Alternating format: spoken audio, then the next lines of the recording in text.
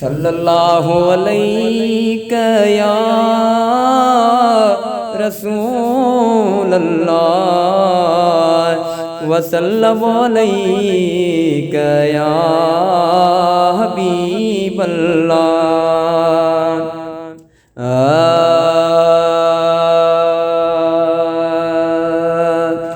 जे हयाती आतनाना नेठई दासे वक्त आयो अलविदा जो रात वींदा से।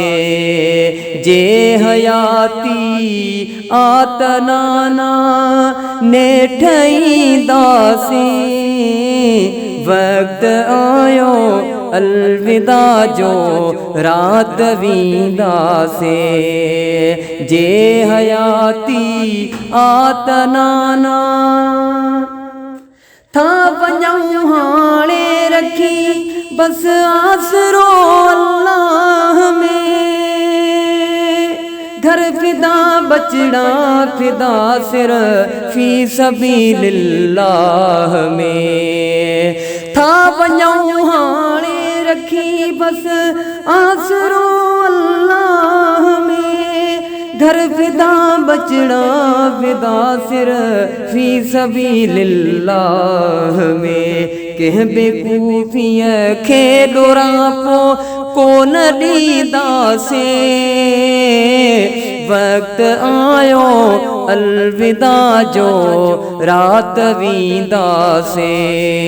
जे हयाती आतनाना नेठई दासे वक्त आयो अलविदा जो रात वींदासे। जे हयाती आतनाना मिंथ आज़ी छो कयां बेमान शिमरे शूम खे। जियां करे मंज़ूर आमो परदेसी मज़लूम खे। मिंथ आज़ी छो कयां बेमान शिमरे शूम खे।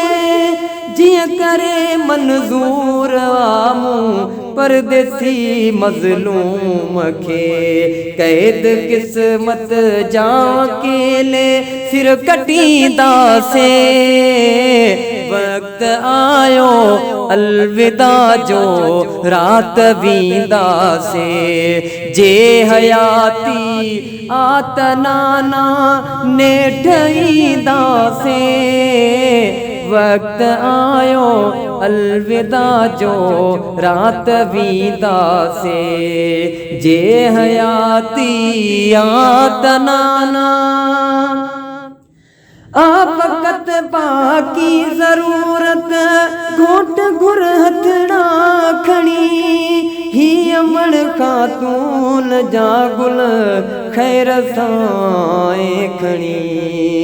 वक़्त बाकी ज़रूरत घोट घुर हथड़ा खणी।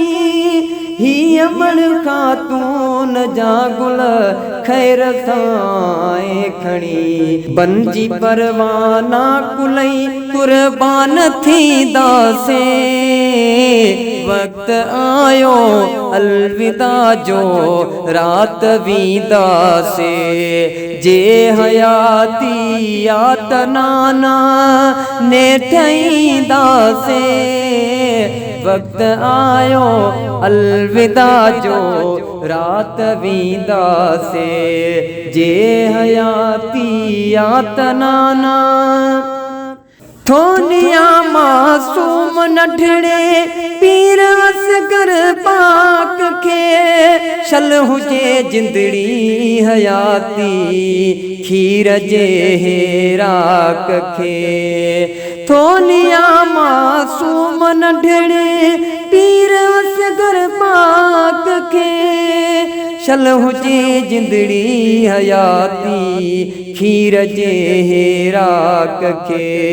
सॾ ॾिजाए बाबा मिठा तोखे सॾींदासीं वक्त आयो अलविदा जो रात वींदासीं जे हयाती आतनाना नेठईंदा सी वक्त आयो अलविदा जो रात वींदासी जे हयाती आतनाना।